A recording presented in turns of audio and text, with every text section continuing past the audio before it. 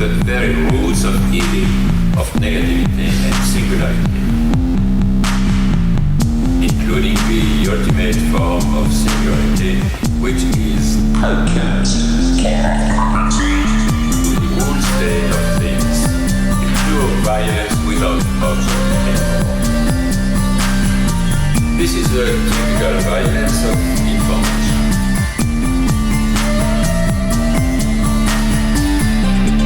It's violent because what happens there is a murder of the real, the vanishing point of reality. Let's not have a misunderstanding here.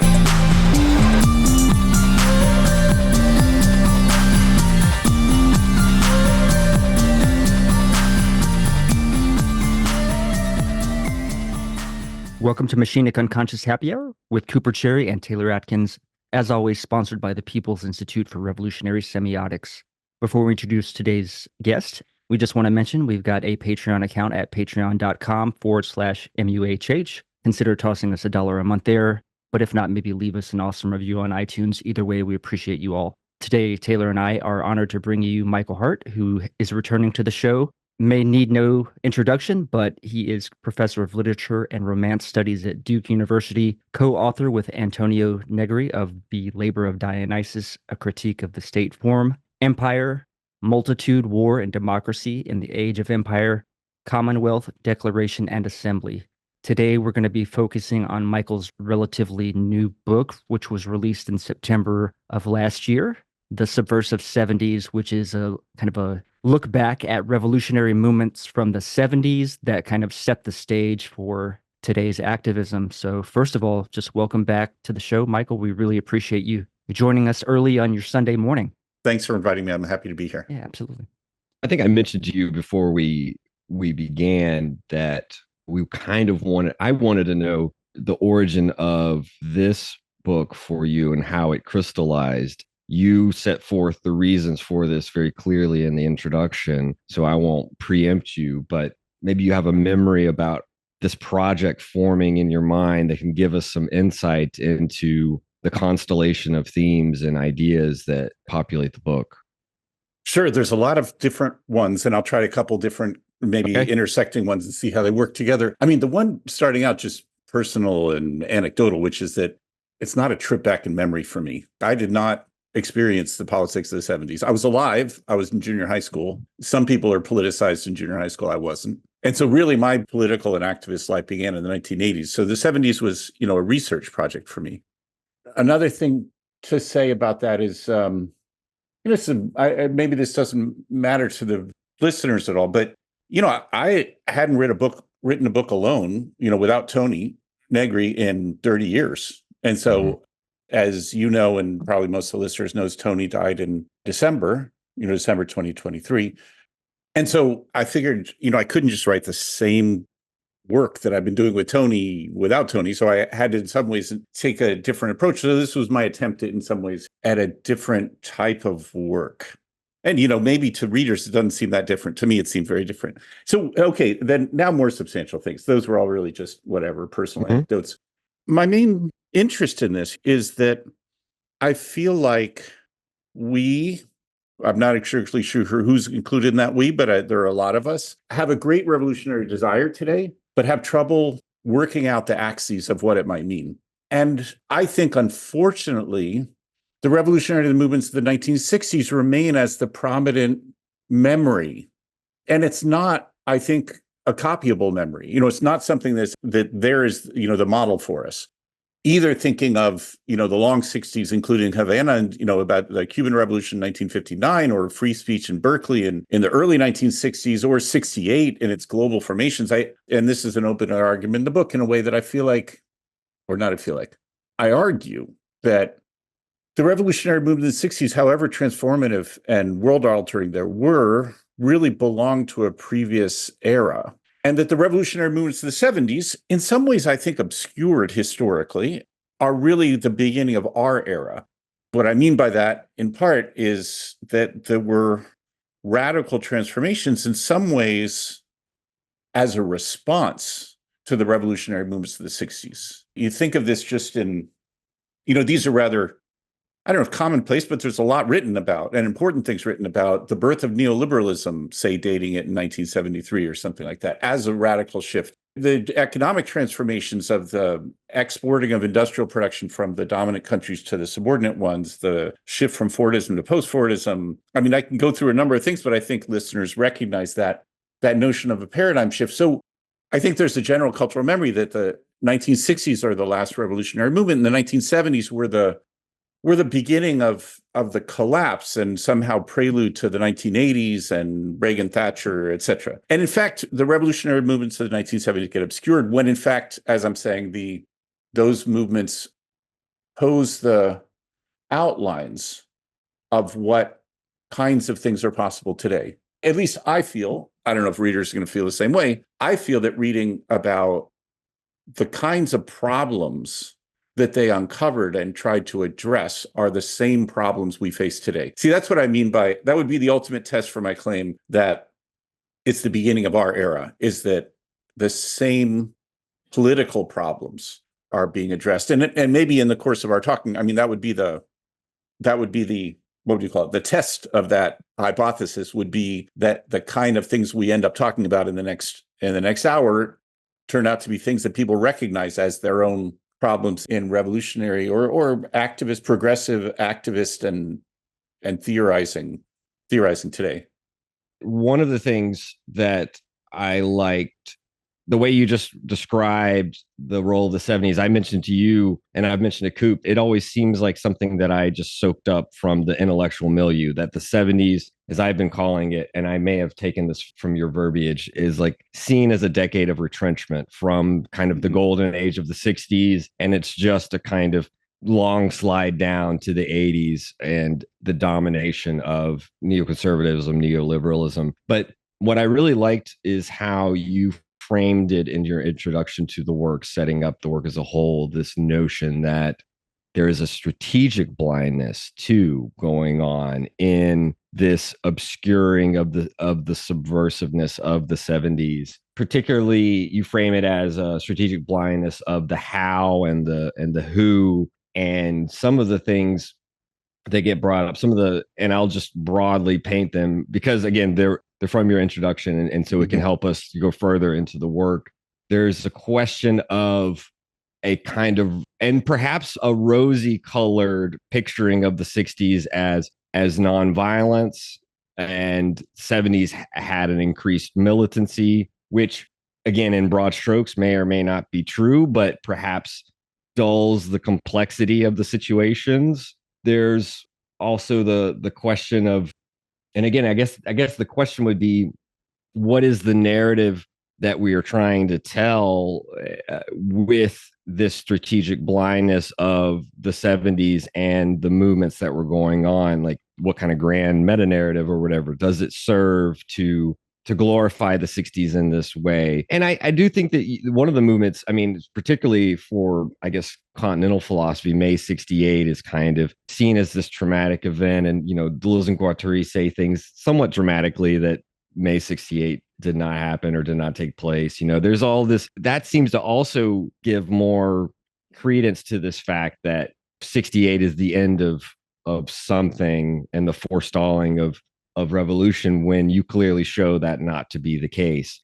To maybe play devil's advocate, perhaps on their part, it's not necessarily a strategic blindness, but a naivete or something. Maybe that there's a little bit going on of a little bit of ignorance that's not necessarily malicious, but it does seem like there is some sort of narrative going on, constructing in this quick history.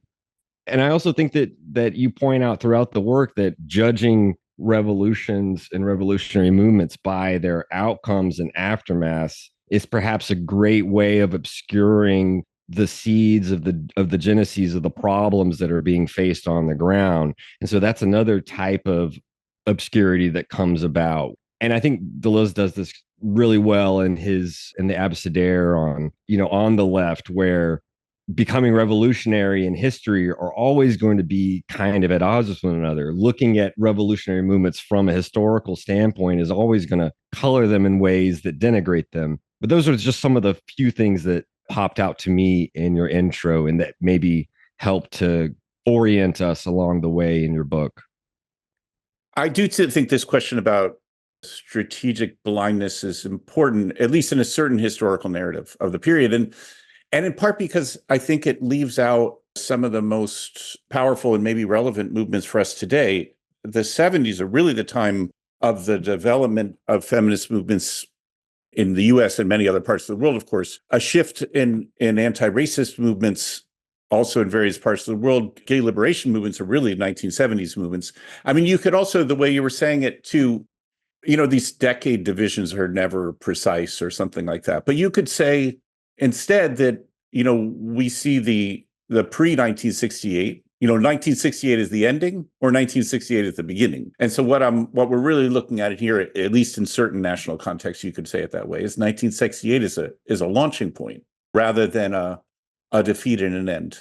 A lot of this has to do also with, I think, at least in certain perspective of the narratives, with the industrial working class as the central figure of revolutionary possibility. I mean, there was in many, in dominant and subordinate countries, I mean, this is true in Latin America too, but certainly Europe and the US and elsewhere, that there was a view that throughout much of the 60s that the industrial working class and the factory was the site of revolutionary struggle. And that, of course, other movements were included, but often included in a subordinated way. The parties would pose there is the woman question, or there is the race question, et cetera. And of course, they were part of it, but the assumption was, and now I'm talking in rather generalized, vague terms, that the industrial working class was the primary actor, and others could, and so that people could go to the factory, people, intellectuals could go work in the factory, but also just go in as the leadership of the industrial workers. And that's what really shifts in the 1970s.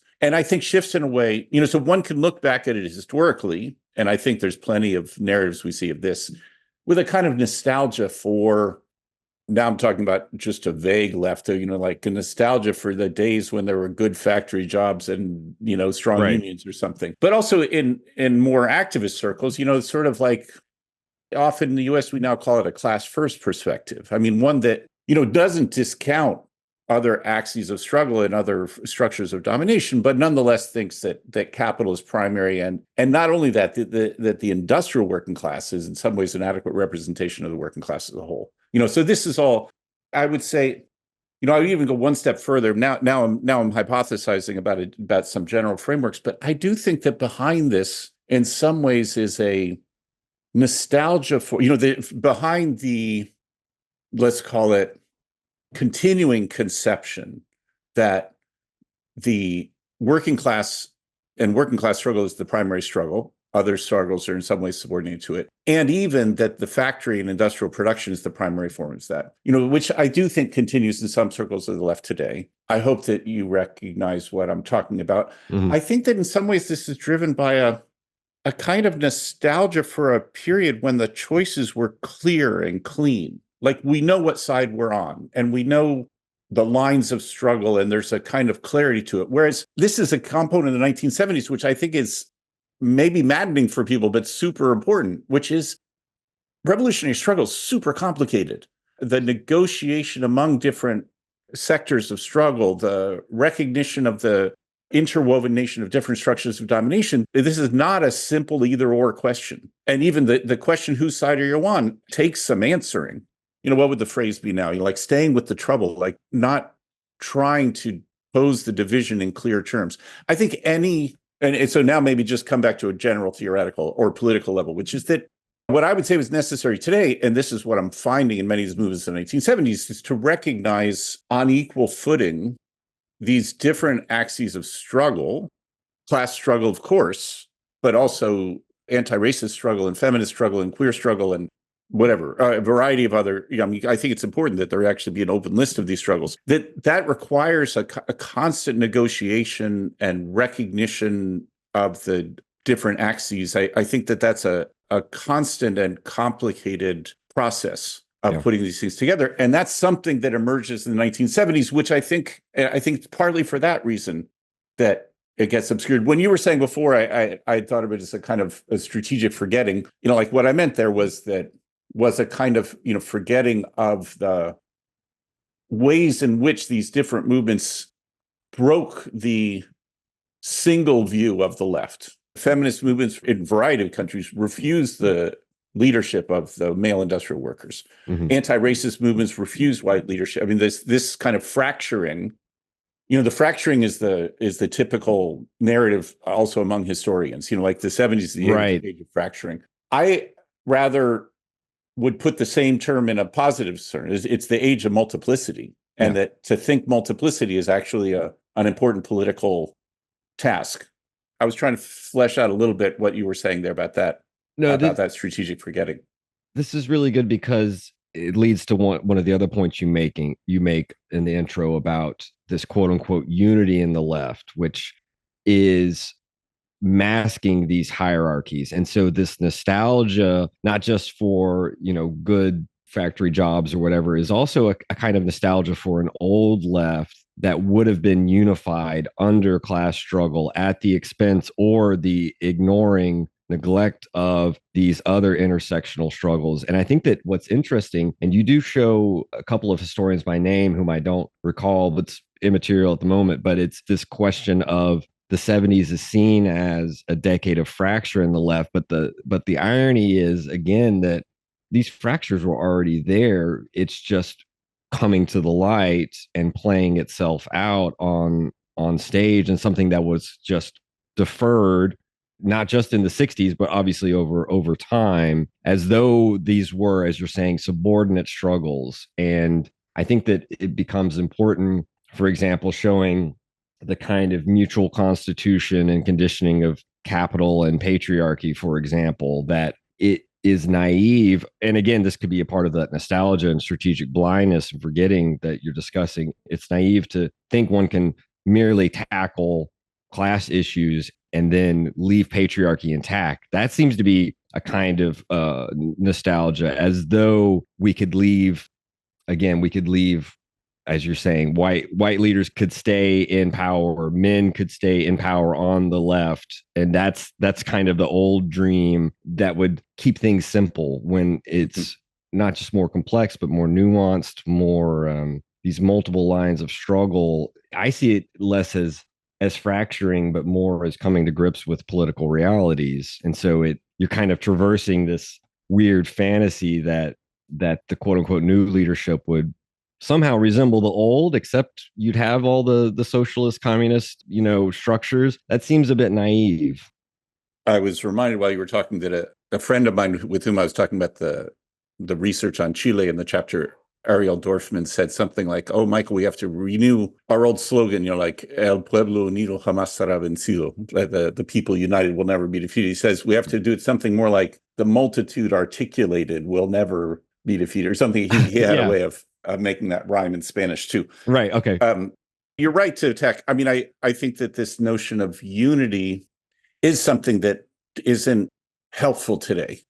It doesn't mean, because I don't mean that things should be separate. I mean, those aren't the two choices. Maybe that's the way we should put it. One way of addressing this is recognizing at a theoretical level that the interwoven and mutually constituted nature of different structures of power then allows us to recognize the need for struggles that are articulated with one another. But one doesn't have to go that route. Like one can look at, I think, at variety of what I find the most interesting movements today that are always demanding. I mean, that's one thing I think readers in the US, but other countries too, I think of how this works in Argentina, for instance, recognize that demand of every movement, even when they can't fulfill it, is an articulation among different struggles. Okay, I shouldn't make it every movement, but there are, I think one recognized that today. I don't know, even talking just whatever banal incidental terms, you go to a Starbucks strike, the baristas outside the thing, and they're not just talking about their wages. They're talking about linking racism and queer struggles and questions about Palestine, of course, and all number of other things. So I think it's part of the movement culture today. That's, I guess, where I would put it. And this is partly giving it a theoretical background that's leading to that.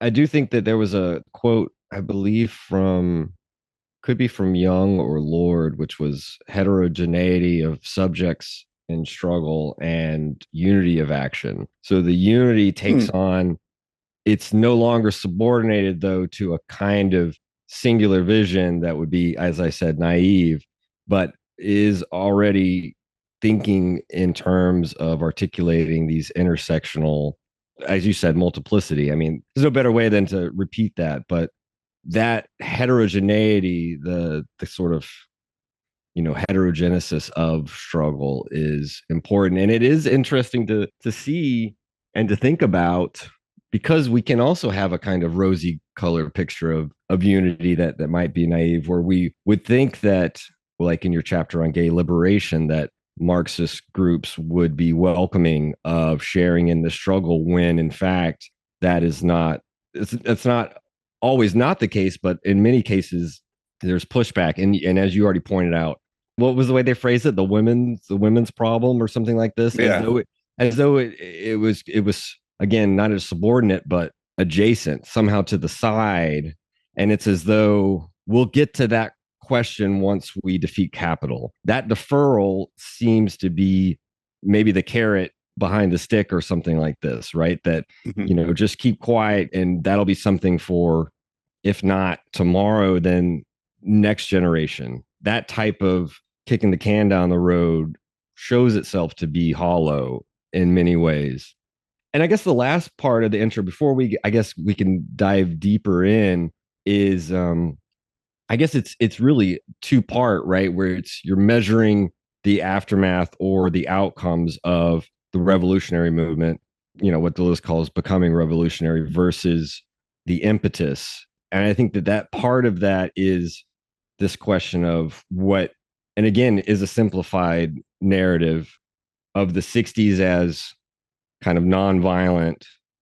Again, even if these are broad strokes, and then the 70s as this increased militancy and violence. And so there is this sense in which the 70s from the get-go is written out, or again, ignored or seen as some sort of downfall in these larger narratives. I thought that the way you tackled this question from the get-go, but also in particular instances, was really helpful, because I do feel like, in broad terms, again, this is one of the many ways that, especially in the United States, communism gets written out from the start, right? Because it's associated with, let's say, the worst atrocities we can attribute to, whether it be, Stalinism or whatnot. It gets reduced to a sort of least common denominator of, these are the outcomes you're going to get. Whereas I'm just reminded of something Badiou said about these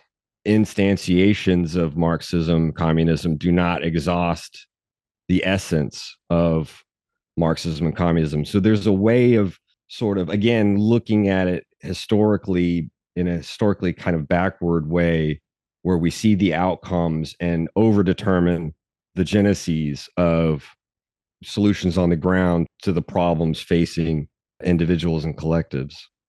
So I want to pull out two separate, I'm not sure how separate they are, streams of what you just said. One is about, and I feel a need to even develop a kind of mode of reading revolutionary struggles that doesn't discount them, like you said, just because the fact that they were defeated. In fact, this was interesting for me, that a good friend of mine who read the manuscript before it was done, he said, and he was someone older than me who had, lived through the 70s in a way, and said, and he said, look, Michael, this is all very inspiring and everything, but we lost. We lost in all these. Where what can you do from that? And so my response is a conceptual distinction about that between failure and defeat. I see failure as being an indication of an internal flaw, and hence movements that fail, we might learn something from them, but they are essentially a dead end because their flaw has been revealed and they destroyed themselves, in some ways. Or defeat's different. Defeat means that there was a superior external force. It doesn't necessarily mean there was an internal flaw. And so in some ways, defeats, they're not a dead end. Defeats are, you pick up a defeat and move forward. I don't know, think historically to the classic things. I don't know, the Paris Commune is defeated. It's not that it failed, or at least that's the view within. Anyway, that I think what I mean by that. So that's part of it. About, I do quote a well-known line from Robin Kelly to try to do the same thing. Where Robin Kelly, this is in Race Rebels, I think, in the introduction to the book, where he says, we shouldn't judge a movement on its outcomes, but on the intensity of its vision. And I think that's a good point. But I think I want to add a little bit more to that. This question about, what has to do an evaluation of a movement and the fact of it being defeated doesn't, like I said, doesn't necessarily mean it's now finished or it's now useless to us, etc. So that's one side of it, which I do think analytically or, like as a way of reading the relevance of the past for us is helpful for me. There's another thing that, was closely linked to this, which you were bringing up, which also was important to me about the question of violence, which is many-sided in this. Like you said, I do think there are certain historical narratives and, both among some historians, but also just a much more broad cultural view of the 1960s. Yeah, where was an era of peace and love and sort of everyone being nonviolent struggles. I don't know, Selma or, like this sort of view. Whereas there was both a lot of repression in the 60s and also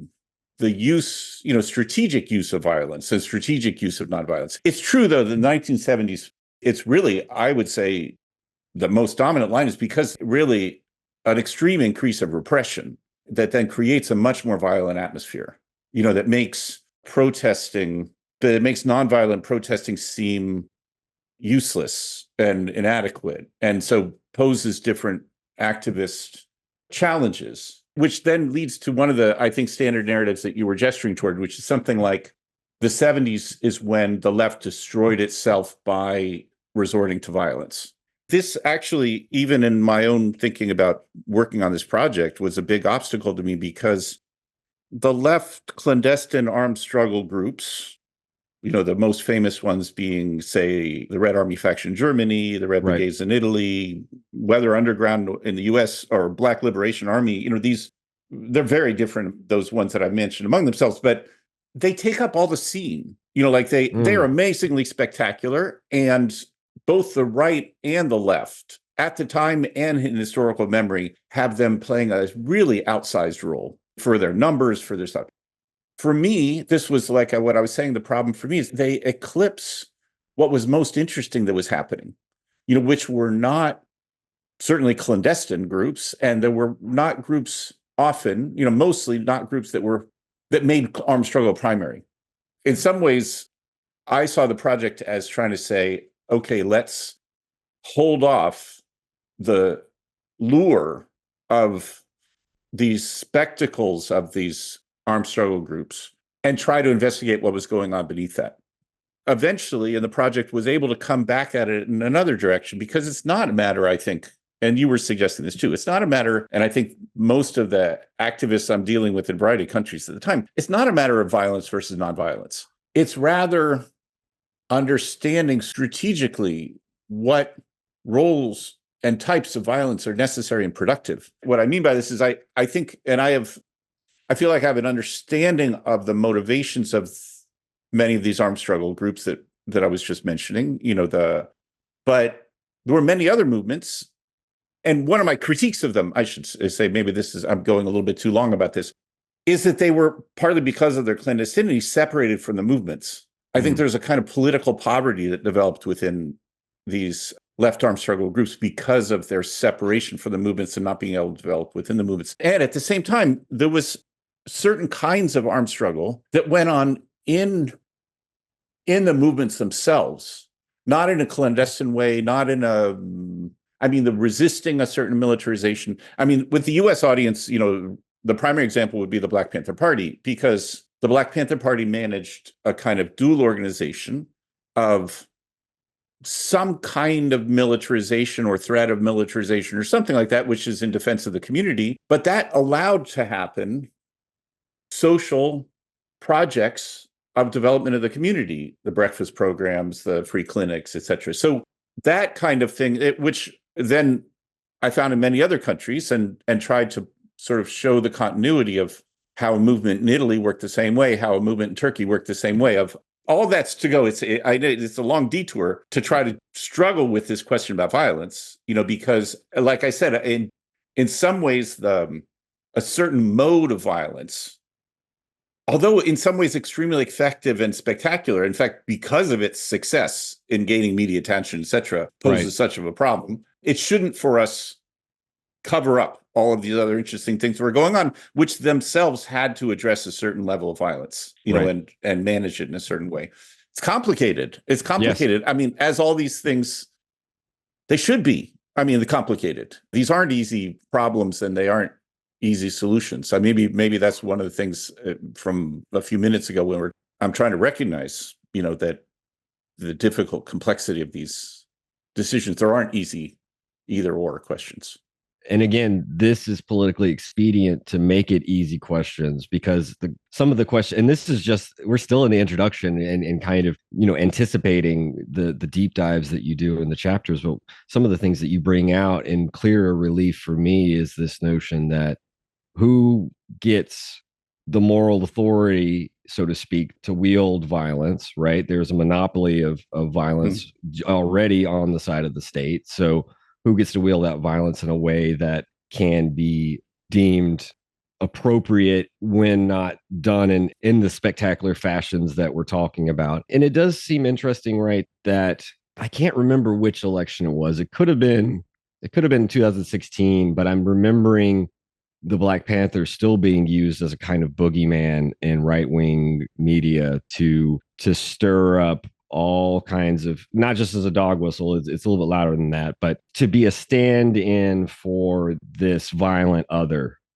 And so, yeah, you can see how there's a way in which these groups take up all the oxygen in the room and provide some of the cover in the fog for that strategic blindness by highlighting particular instances of political violence, which, as you point out, are tools in a strategic tactical toolkit that aren't necessarily universalizable. And it's that universalization of nonviolence versus violence that allows for this type of simplification in which we can condemn from the start and restrict the kinds of tools that are available and provide a kind of moral, again, this question of moral authority from which to condemn in advance any type of resistance other than, you know, a kind of nonviolence that at best is not just nonviolent, but silent, right? Off to the side in the shadows in ways that are different than clandestine, right? Just sort of marginalized. So, yeah, this question was interesting for me. And there's a way in which there is a strategic reduction of, as you pointed out just a second ago, right, with the Black Panthers get reduced to violence rather than, and that provides for a reduction of these other collective measures of providing for the community and providing these communal building tools. So there's a way in which there's a narrative, again, being served ideologically, politically, morally, quote unquote, that is able to, again, kind of simplify and intensify this nostalgia for simple answers to complex questions, or that the questions themselves are, again, in a certain naive way, simpler. And that's, as we know in all politics, that's not true, but there's a way in which this yes-no kind of logic, or just this, again, not to shit on Kant out unduly, but as though there were, in all cases, a way to universalize all the maxims and really sort of ignore the micropolitical local problems on the ground. I kind of rephrased a lot of what you said, but this was just what was going off in my head. And I think that broadly, that framework, there may have been some other points in the intro that I'm not sure if we skipped over, but I think that does sort of broadly paint the picture. I'll allow you to respond. Obviously, I didn't have a question really. I just thinking out loud what we get prepared for very early on in the work. No, that seems great. That was good. I guess I brought this up, but one of the things that anticipates, maybe not in chapter 2, which focuses on Mozambique and Portugal, which I found fascinating first chapter after the intro. But one of the things that I guess broadly, and we don't have to go into detail yet about Foucault, we can save that for your chapter on liberation theology, which I know Coop wanted to discuss. But one of the things that I thought was interesting, and I mentioned this to you, is Deleuze talking in his little essay, Foucault in Prison, this opposition between, say, a classical, and this gets back to this old left, new left question that you bring up to a certain extent, but this question of a classical intellectual who is, so to speak, trying to lead the masses from a side or from in front, and we can think about that. I know Deleuze puts Sartre on that position, and he's not really trying to even denigrate Sartre, but this other question about sort of this unity of theory and practice, theory on the ground, this question of collective decision making and whatnot, these other concepts that come out, even in that second chapter on Mozambique, this question of theory, I think, comes to the fore right from the start with Cabral and the aftermath and the struggle against Portugal. And I learned a lot from this chapter, specifically this notion, for example, of a political void. I don't want to throw too much at you at once, but I thought we could at least spend a moment talking about this unique situation in Mozambique and its sort of post-colonial structure. And one of the things that I also wanted to bring up with you was this notion of what to do in the aftermath of the revolution with a petty bourgeois that might want to reassert power for itself. We don't have to address all of this, but I thought maybe just a general question: what made you decide to start with Mozambique? Was this a chronological decision? Was this sort of a strategic decision for exemplifying a multitude of questions, beforehand to set up? One could even ask, like, is there a logic running throughout the ordering of the chapters? All of these, just anything you would like to respond on that front. I threw a lot at you right there, but I wanted to keep the questions relatively straightforward. So just I'll bounce it off of you. I'm sorry. Well, so let me start on the part about Deleuze's. You mentioned Deleuze's essay about Foucault in prison and the Prison Information Project. That they both participated in. But Foucault was more central, and even you could put in together that some of the things they say in that dialogue about intellectuals and power. I think it's called Deleuze and Foucault. One of the things that they were hoping for, and this was the sort of basis of that prison information group, was that the prisoners themselves could speak for themselves.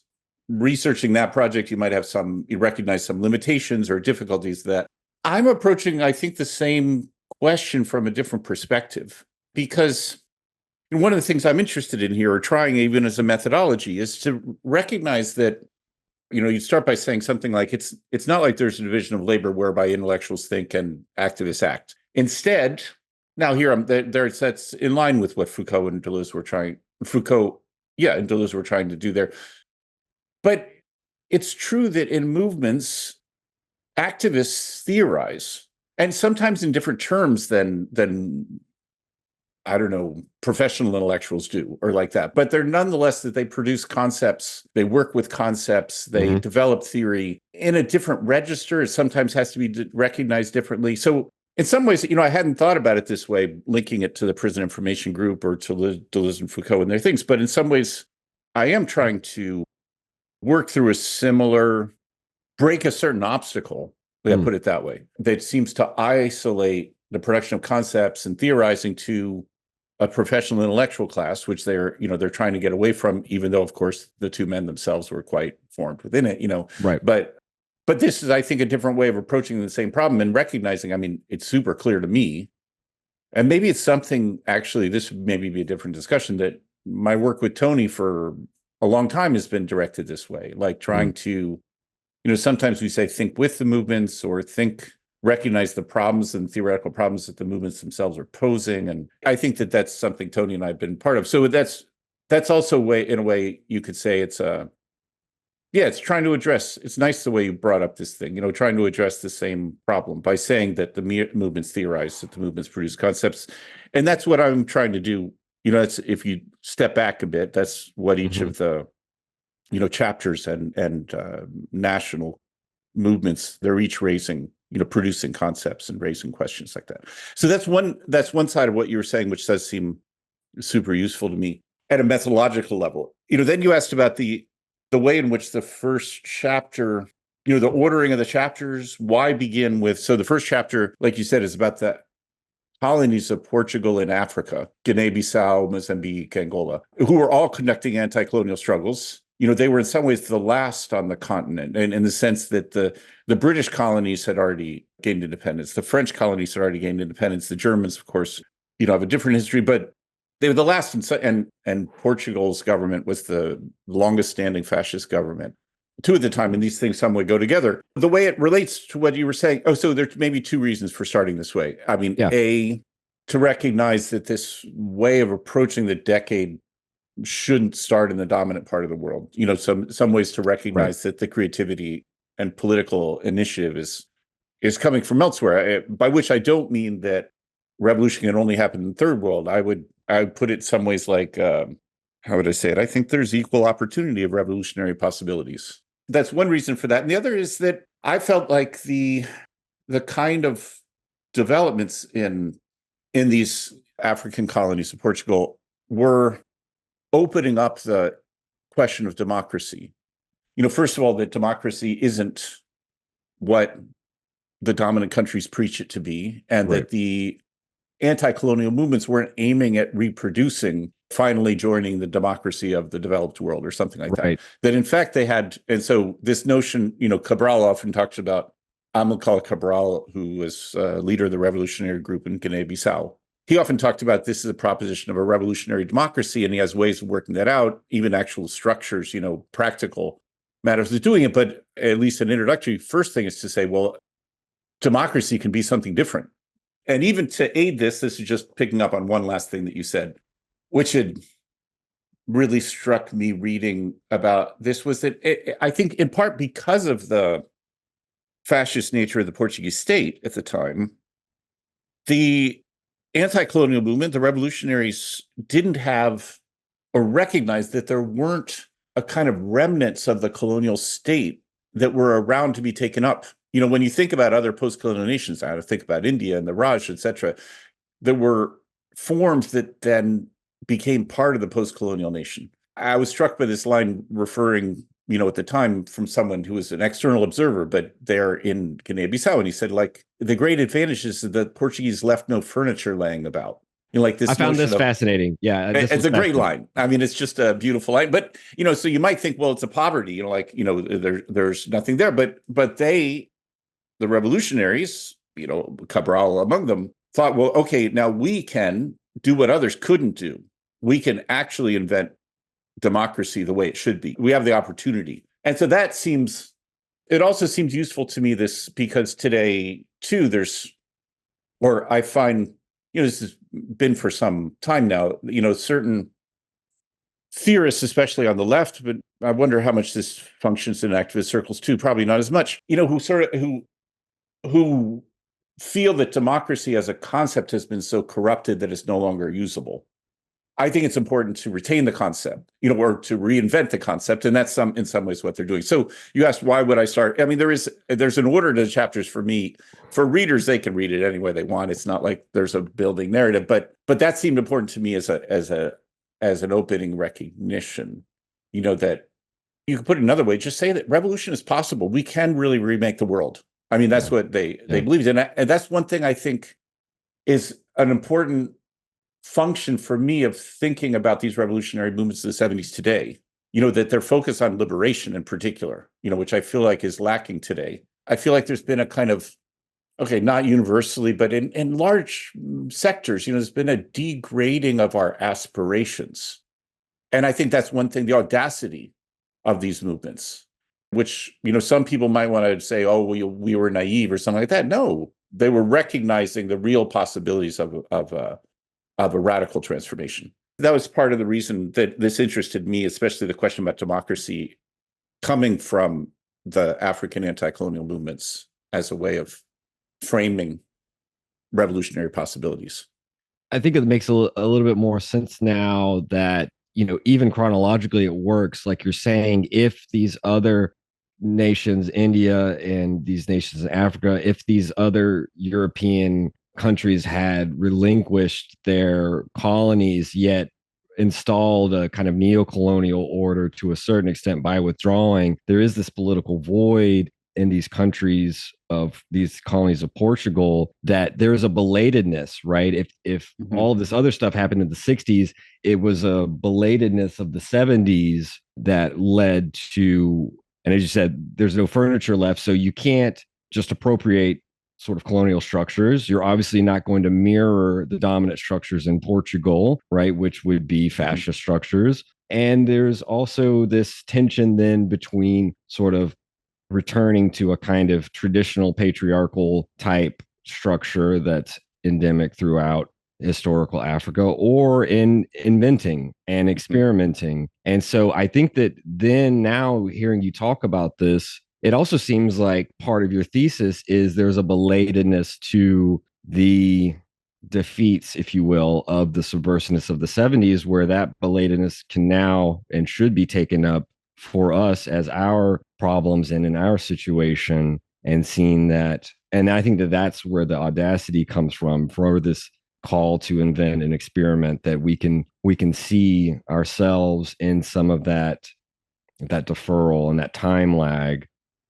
The only other thing before we move on, if you'd like, is this. What I really liked was this notion that in that political void, not just this question of inventing and experimenting, but along with that also comes with warding off certain power grabs by those who would have been a little bit better off in those countries, this petty bourgeois that may have easily betrayed. They were left with two options, basically, as you point out. They could betray the revolution and try to seize power, and or at least property and these other things, some sort of hierarchy for themselves, or they could commit seppukus. They could kind of do a sort of class suicide. It reminded me a little bit, at least economically, but also maybe politically, of some of, traditional Marxist concepts, like, although this might be more Engels, of withering away of the state, or maybe that's even Lenin. I'm confusing. I'm merging a lot of thinkers. Coop, that's it. I'm embarrassing myself, but you understand what I mean. There's this question of a call to sort of, again, to use a kind of Badusian term, to remain faithful to the event, right? This question of fidelity would require for them to disenfranchise themselves of that kind of presupposed privilege. To privilege the revolution, they have to deprivilege themselves. And I know that you don't go too deeply into this, but we know that after 2 years after 75, I guess 77 is one of the dates that you mark, right? The bookend, 68 and 77. There is, internecine civil war and whatnot, which has its own history as well. But I just thought that was an interesting question about, and we can, I assume, think about this in other situations of a residual privileged class, and we see this in vanguards and avant-gardes too, where they want to privilege themselves, and it turns into party politics as well. This question of, it reminds me of Guattari talking about mortal formations that resist a kind of will to power in a bad sense, right? They resist this will to immortalize themselves and encase themselves and block off. It's part of that maybe that clearing of obstacles that you were describing. Yeah, I think at the time too, that line, this is Amilcar Cabral's line, and he developed it in a speech he gave at the famous Tricontinental Conference in Havana, where it very picked up a lot of interest, this notion about class suicide. In part it's thinking, I guess I would see it from two sides in a way. In part it's thinking that those who are central in the making of the revolution need to be transformed by it themselves, because Cabral's saying, look, it's only practical. The only literate people in the country are the petty bourgeoisie. In some ways, the role of the petty bourgeoisie in the anti-colonial struggle has to be prominent in some ways. But that doesn't mean that then it has to become a petty bourgeois revolution, that there's a way that they have a choice to incorporate themselves into the revolutionary struggle. Another way you could, so in that way, commit class suicide, which obviously doesn't mean a kind of Jonestown drinking the Kool-Aid suicide. Right. It means that they abandon the objectives that they inherited in a certain class. But, look at it from another perspective, which could be an interesting one that's maybe not Cabral's intention, but people coming from a variety of positions can play central roles in revolutionary struggle. I don't know. It'd be interesting. I guess I haven't worked through this in my mind. Maybe it's limited what I'm about to think is, what if you were suggesting, what if we were to translate this to different forms? Right. I mean, what could be the role of white people in an anti-racist struggle? you could say committing race suicide. I don't think it means pretending that you're black, obviously. Right. It means it would have to mean, and I don't think it means necessarily, I wouldn't put it as like abandoning the privileges of your whiteness, because if Cabral's talking about the privileges of putting petty bourgeois colonization, it's rather, of course, struggling for, the question of what you're struggling for. That's what, and you don't have to, one doesn't necessarily struggle for the class or race or gender position one was designated at birth. Marx and Engels weren't proletarian. They were able to, I think, adopt a proletarian standpoint, as they said. It could be translated as a little bit of a lesson about how to regard the possibilities of participating in revolutionary struggle when the struggle isn't nominally pertaining to your interests, your identity of birth or something like that. I mean, I do think they would be part of your interests. I mean, they might not be your financial interests or something, like you'd say Engels out of the factory or something, but it certainly was Engels and Marx's political desire, and it would be a better world, for them. And it seems to recall some of this discussion of, unconscious libidinal investments versus these molar class interests, this question of becoming minoritarian, right? Instead of reproducing the standard major model that privileges oneself. I mean, you gave the example of race. One still sees from white supremacists this notion of race traders, right? Yeah. And do you feed into that and even give oxygen to that type of laying the discourse? And to a certain extent, if you are going to take up those terms, then betraying one's race isn't quite what they have in mind, because for them it is about, what are you struggling for? Are you struggling to reproduce these dominant modes of patriarchy, hierarchy, which includes a whole slew of other things, not just race, obviously, it's never just that? Or do you recognize this notion, as you're saying, this multipolarity and multiplicity of, these intersecting identities? And do you, for Deleuze and Guattari, and I said this recently, but for them, there is no higher race. It's always a question of struggling against these systems of oppression and domination, and there's no becoming major, right? So you can cut off becomings, and maybe that is a nostalgia, right? Let's forget about these becomings, which would be involved in these multiple lines of struggle. I thought that was a good concept, and it's striking, right? It's a striking notion of, again, it's what Guattari calls an institutional death drive, but institutional in the broadest sense, because we are not trying to struggle for institutions that immortalize themselves just for continuing to exist, right? To bring up some of our Spinozist stuff that we talked about last time, right? There is a sense in which I called it will to power, but there's this conatus, if you will, of existing status, the powers that be in the broadest sense, and to recognize those always mortal formations, as he calls them.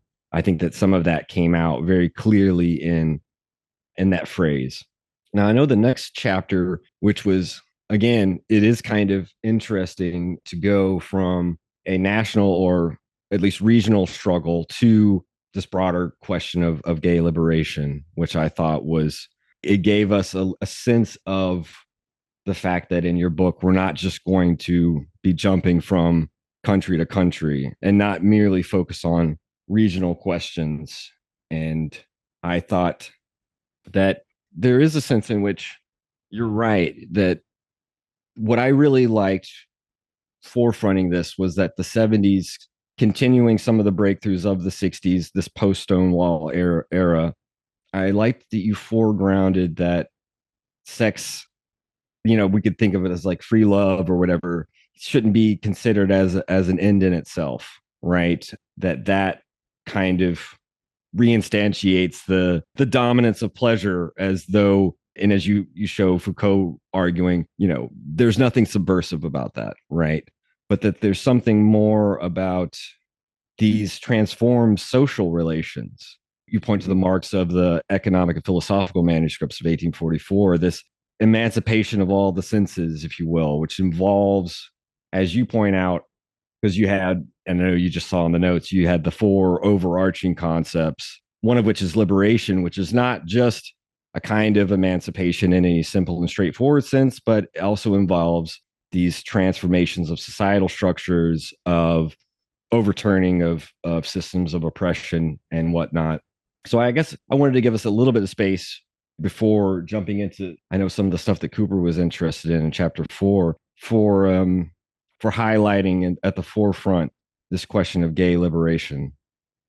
Before jumping into that, what I wanted to say, the way you're pointing out, I think, some ways in which the two questions, although extremely different, the anti-colonial struggles in these three African colonies and gay liberation movements, primarily in North America and Europe, the resonance that I see, and that in some ways you're bringing out, is that both of them at base are aimed at, if not complete, a radical reinvention of the modes of life. They have the opportunity for it. That's what so when we were talking about the lack of furniture metaphor thing, there's something similar here. So that in Foucault's, this interview that he did in the French journal Le Guépier, where he says, like you're saying, and this is resonant with what was written and proposed by the gay liberation movements at the time, in the US and Europe, which is that, yeah, of course it's about sex. Of course it's about sex and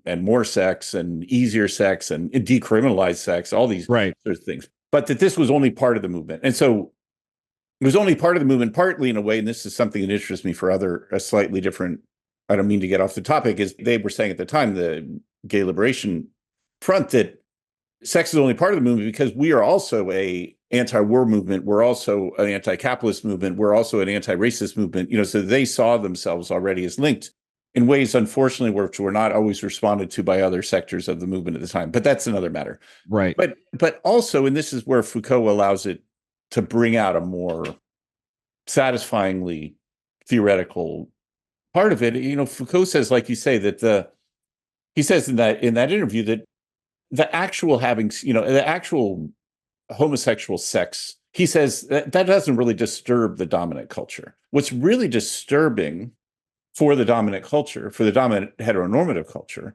is a new sensibility and a new mode of life. And he gives this is why it reminded me of Marx in the early manuscripts. He gives a long list of all these things that are renewed, new modes of tenderness, of camaraderie, of loving, etc. And so you can really read that list and you think, heteronormative culture also does all those things. It has tenderness, it has camaraderie, etc. But the idea, and this is where gay liberation is not just about, it's also for heterosexual people. It's about a transformation, a possibility of the construction of a new mode of life, a new sensorium. Would be the Marx the Marx thing. So that it's not just about, okay, well, you have your mode of tenderness and we have our mode of tenderness. No, it's rather a reinvention of these form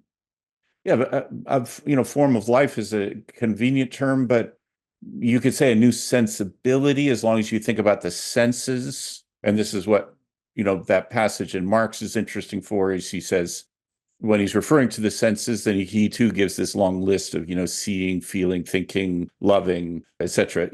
The senses, he says, are the organs of our interactions with each other and the world. I think that's exactly what Foucault's trying to get at here, that there's a possibility within the, when he says, homosexuality is a mode of life, it's that within the gay community and within the gay liberation movement, there's the possibility of a radical the transformation of our organs, of our interactions with each other in the world. This is what I was saying. How's it similar to, say, Cabral talking in Guinea Bissau? There too, thinking about democracy, there's a possibility of a radical reinvention here that's not just useful for us, but useful for everyone. And I would say that's what we're thinking, Foucault's thinking about. And I would say that the Gay Liberation Front in general is thinking about that, that this is a revolutionary possibility of a radical transformation of our mode of life that is equally transformative, should be, or has the potential to be equally transformative of heterosexuals and non-binary population, wherever, of everybody. It's not a localizable one. So that radical transformation, the opportunity for that seemed to me really, really interesting. And maybe for me, an unexpected resonance with the anti-colonial movements. And I liked how you linked this, and you were sensitive to Foucault's language in this interview, to this language of the virtual, which is seen as futural, and it is resonating with this notion that this kind of social transformation and queerness resonate in this rejection of the here and now, sort of, this Erewhon, this nowhere that has utopian overtones without necessarily being Pollyanna-ish about it, right? Where and two, what I also thought was really interesting, where we shouldn't think in a sort of simplistic way about an oppositional mode of life, even if there are strands of opposition, but as a kind of a diagonal to this diagonality at a slant from the dominant modes that perhaps, again, if one is opposing, then it's done in a kind of, to use these words we've already used, this clandestine guerrilla type way, since simple opposition would sort of lead into a conflict that would not necessarily have the kind of ulterior effects one might imagine in the future. I guess the last thing I would say that it reminded me of is part of the rejection of the here and now resonates with some of what we've talked about with the struggles of the 70s and their subversion being part of our own. And you didn't use this word, but there is the sense in which, I know you used the word audacity, but I was thinking about there was also the sense of perhaps being complacent and compliant. And so to this chapter on gay liberation, I know you get to this later, but it comes part and parcel with this rejection of the production of docile bodies that Foucault is discussing throughout his work. So there is this question of docility. I know you bring it up particularly in the autonomia movements and the refusal of work, but it does feel like there is an element of this here too, in which it's the docility of, let's say broadly, heteronormative, but also Oedipalized structures in heteronormativity that is being rejected. Yeah, that's great. I like the way you picked up the question about the virtual too, which, I'm of course, it flags something for me. And it's hard for me not to think of what Deleuze always repeats when he says the virtual, that it's real without being actual. And so that would be, and it's a challenging definition even because, you recognize that it's not actual, meaning, the French actual, like it's not historically present. It's not temporally present. It's not actual in that sense, but it's nonetheless real. And that's the challenge of each time Deleuze tries to work with the concept of the actual. What does it mean to be real without being the virtual? Is be real without being actual? And so with Foucault here too, you could say, and that maybe you could generalize it like you were trying to do, which is that maybe you can even put it this way, for them and for us, that how do we recognize that revolution is real? It's not yet actual, but it is real. And so that working through that is the, I'm not sure exactly how to go forward with it right now. Maybe I shouldn't, but it's a nice challenge to think in that broad terms about it. This notion of the virtual as unexploited possibilities, it's somewhat reminiscent of the untimely in Nietzsche, and in French they translate the untimely as the inactual, right? Which is kind of, it brings to light a little bit more starkly that contrast of the virtual and the actual. Obviously that would be a whole discussion. We can leave that to one side, and I know we got about 20-ish minutes left. I definitely wanted to give space for something you brought up before the show, Goop.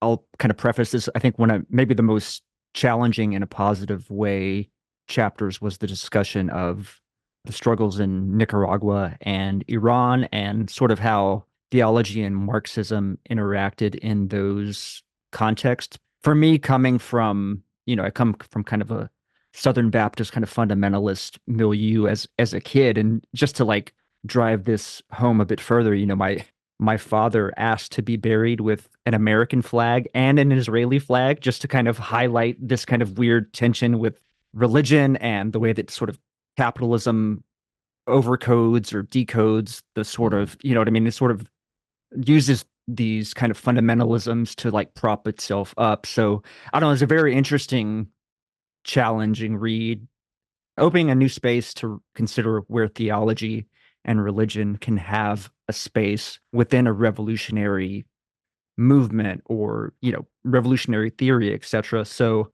I don't necessarily have a question per se, but just would like to maybe have you go through the sort of tensions between Marxism and theology in these two different spaces, and then maybe incorporate a bit about the way that you saw Foucault sort of getting some of it right, but where he kind of might have had some certain blind spots. I like you, for me too, especially the Iranian Revolution posed a big challenge, for me. And in part because of the aftermath and the result. And so it does make it very hard. We were talking about this earlier, about more in general, is I feel like the three of us felt comfortable enough when we said earlier that it's really the intensity of the movements and their visions that matter, not the results. But, damn it, when, that was in a way a challenge that I was trying to overcome. And yeah, so there were two things that in some ways putting the two together helped me with. Nicaragua, I had to learn a lot about Iran. Nicaragua, I knew a lot about. I knew a lot about Iran, Nicaragua in the 1980s, and had experience then in activist circles, in Central America, then in El Salvador and Guatemala too, of especially Catholic theology intersecting with communist projects. And liberation theology is really the term that develops there in Latin America, and I'm in some ways translating it to Iran to give this. So I guess one of the things, like you're saying, Cooper, that it's one effort is to try to destabilize the assumptions that we have about theology and politics, of their necessarily conservative nature and such. I mean, I could even come back to, this was not part of my thinking in this chapter, but it does make me think of it when Tony was writing his book about Spinoza, so like a totally different context. Part of his insistence is that in early modern Europe, theology was the train on which politics happened. So it wasn't even that you had to, some ways you could say later, by the time we get to someone like Jefferson, there might be a kind of, well, you have to pretend you're doing the theology to do the politics. With Spinoza, 17th century, he wasn't faking the religious part. He was serious about God, but he had a really radically different notion of it, and et cetera. And so he was doing, right. That was a long detour to say, I felt like I have to set aside certain commonplaces and maybe prejudice I had about especially the role of Islam in politics. So anyway, putting them together allowed me to do that. So I figured, okay, I can understand, and I have a relatively, deep understanding of the ways in which in Nicaragua and in Latin America, and translated to the North America too, that a certain Christian theology and revolutionary thought have fit together. And so I thought that, okay, well, why shouldn't it be the same for me with Islam? And so I could understand that. And so then truth. So maybe just to introduce this, it's, in retrospect now it seems weird. Why didn't we always talk about Nicaragua and Iran together? I mean, the revolutions succeed in the same year. They're both against a government that's propped up by U.S. imperialism in a very direct way. And they're both deeply embedded with this combination between theological and communist thought. So this is something I didn't know about Iran as well when I started. And so, the first level for me of recognition was, and a lot of the historians, often, people who were directly experienced from Iran that now say working in the US, is to insist on the Marxist nature of the revolutionary process, that then gets destroyed after the victory of the revolution, the 2 tumultuous years before the Islamic Republic is constitutionally formed, that they get kind of eliminated, whereas that they were the ones who were primarily conducting the revolution. Various different Marxist groups sometimes, and conducting a guerrilla armed struggle against the Shah's regime in a way that, we can, recognize elsewhere. And so that was the first thing to say, some ways, revealing the communist elements of the revolutionary process in the 1970s that then get eliminated. But then was a separate element for me, and this is where the combinations come with the Nicaraguan or Christian liberation theology, is the ways that many of these groups were mixed together, and the theoretical references points for them were mixed together between Islam and communism. And so it wasn't like there was a kind of, well, here's the Islamic groups and here's the communist groups. Is that there was a great deal of interchange and a recognition of the potential not just intersection between the two structures of thought, but a kind of and even not just reinforcement, a kind of multiplication that goes on. That's the interesting part. Kind of multiplication that goes on between the two. So then that's what, in some ways it only really allows me to illuminate in this whole discussion one facet of both struggles, which were had a lot of different complex elements, but allows me to illuminate the force of the Catholic liberation theology in Nicaragua and the Islamic communist, movements and theorists in Iran. The way that, again, it was, in this chapter too, it's Foucault. It's not Foucault throughout the whole book, but here too, he helped me, because one of the things he tries to emphasize, Foucault got a lot of pushback for writing these newspaper articles celebrating the revolutionary movement in Iran, both as a foreigner, et cetera. And what he tries to emphasize, these are things that Foucault scholars are writing more about these days than they were at the beginning, were these interviews in which he tries to develop the term political spirituality for what was going on here, which might be related to this liberation theology, I guess, that I'm taking from the Latin American context, and which he's saying, it's not necessarily religious. He says political spirituality happens in a lot of frames, but what it's really about is just what I've been talking about actually with Cabral, and then also even with these, the Gay Liberation Front, which is the radical transformation of the subject.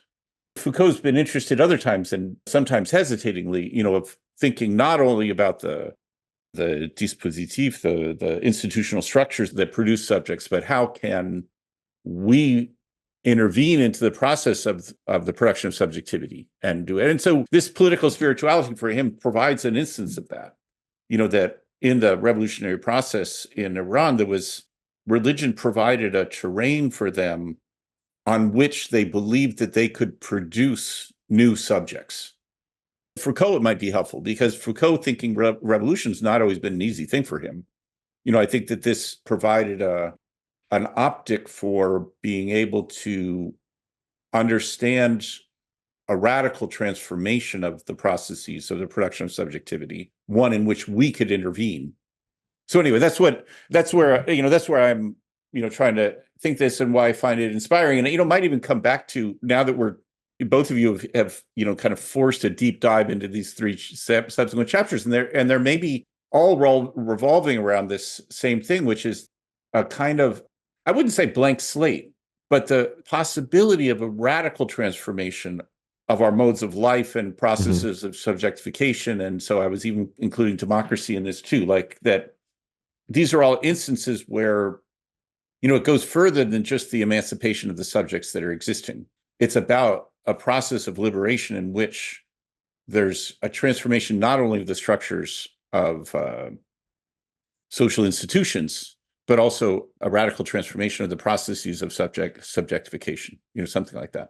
That seems it's something I hadn't thought about, but you guys are forcing me to see these sort of common thread running through this. I do think that one thing that I suppose was interesting to see is, because I think that one of the pushbacks you have to Foucault is that the religious forces merely hijacked the revolution. And I think that your point is that it's more complex than that, just to simplify your argument. But I did find that there were, at the very least, some dominant structures that push back. On the one hand, I was interested in your comment about Pope John Paul II being a little bit appalled. I guess that's a bad comment. Very appalled at the conjunction of Catholicism and communism.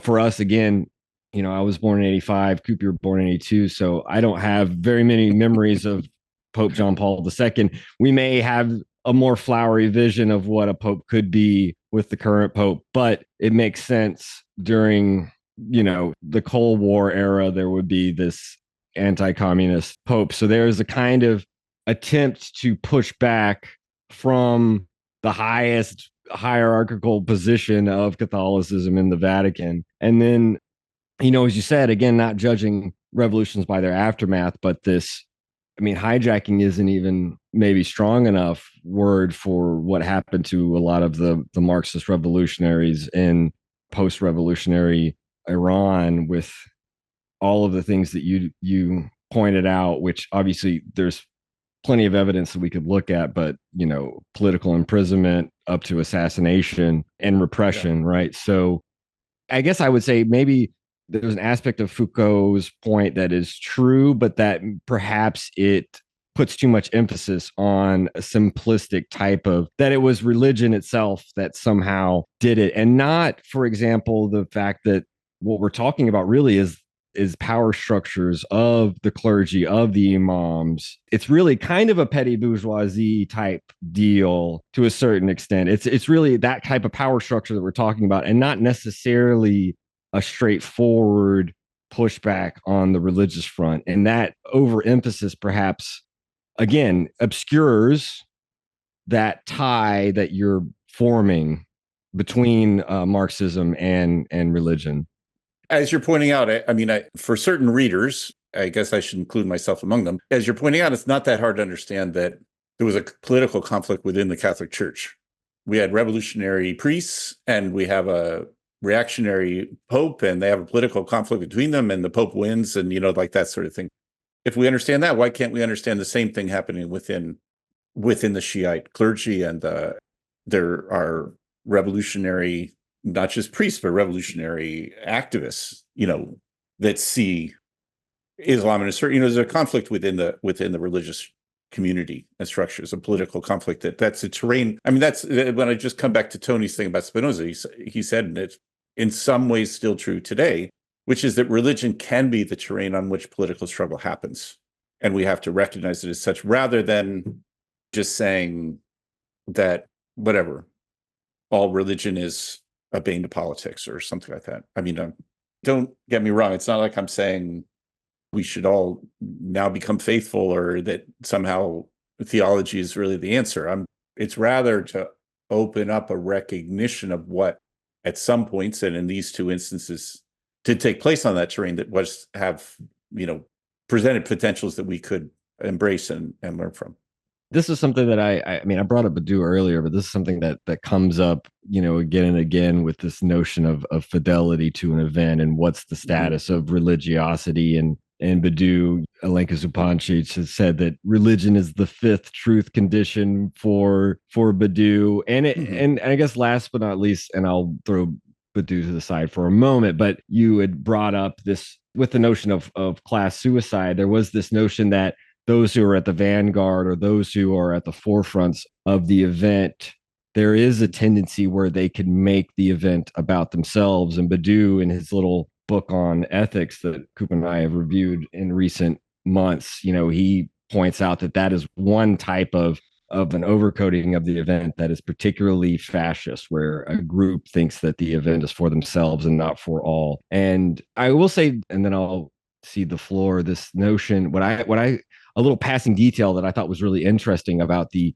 initial pushback against the Shah. You build up the history up to this, but that maybe it was 75. I can't remember the year exactly, so don't quote me on that. But during the month of Ramadan, there is these protests that are seemingly tolerated, but since they persisted after this obviously very holy month, that's when you have the political pushback. It says, there's something interesting about that conjunction of this very holy time and it being part and parcel of this, again, this rise in intensity of protest and revolt. So maybe that's just a little detail you could say it's anecdotal, but it's just a part of the situation on the ground that helps to bolster some of this argument that the political resistance against the regime was not, in some sense, divorced from religious sentiment. Absolutely, yeah. I just want to give you a chance, if you will, if you have a project that you're working on, just so we know what to expect from you in the future, if you're already working on something, or if you have something that you're sort of kicking around, just kind of maybe leave us with what we can expect, if you will, virtually, futurally from you. I'm never very good at explaining what I'm working on. Partly because I feel like it's always been true that 90% of the things that I start end up getting thrown out, and so it seems useless to explain them. But there is some practical thing that, Tony and I continue trying to work. He's been sick for a while, but I always said it was a condition of our friendship that there was always a book.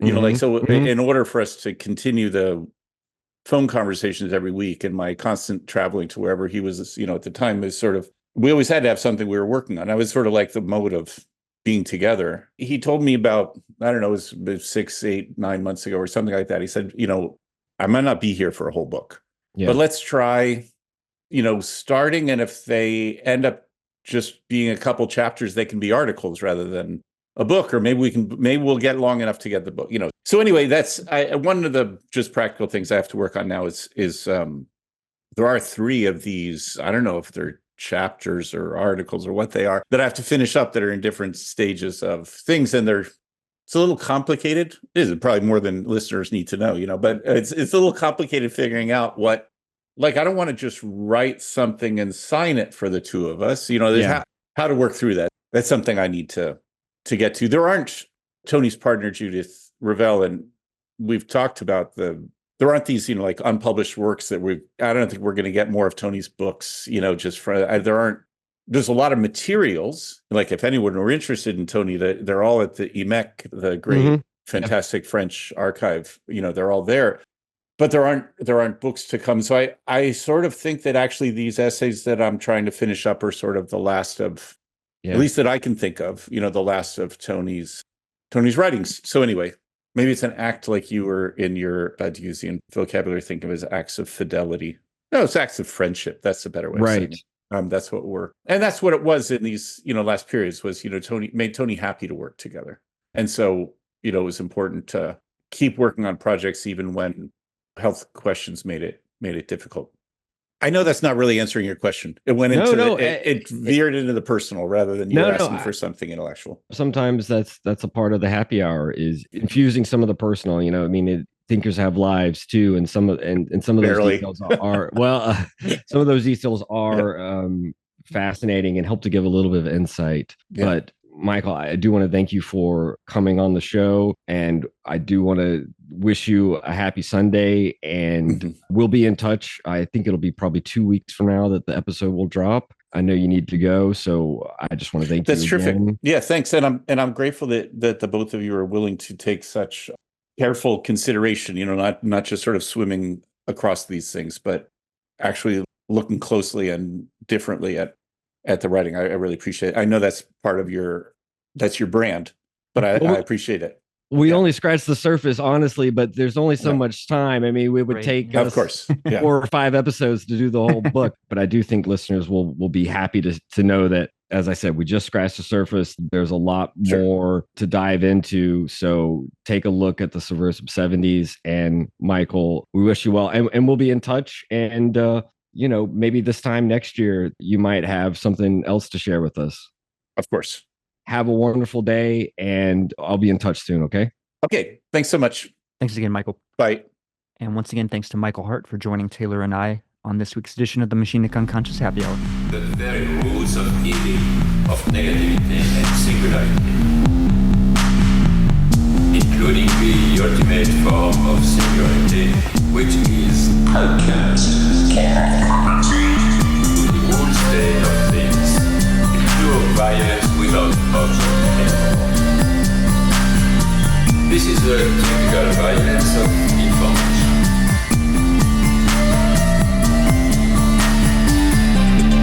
It's violent because what happens there is a murder of the real, the vanishing point of reality. Let's not have a misunderstanding here.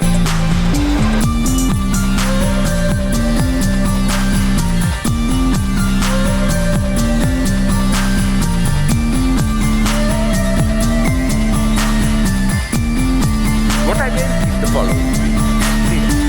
With nothing left but recycled, whitewashed, lobotomized people, as in Clockwork Orange.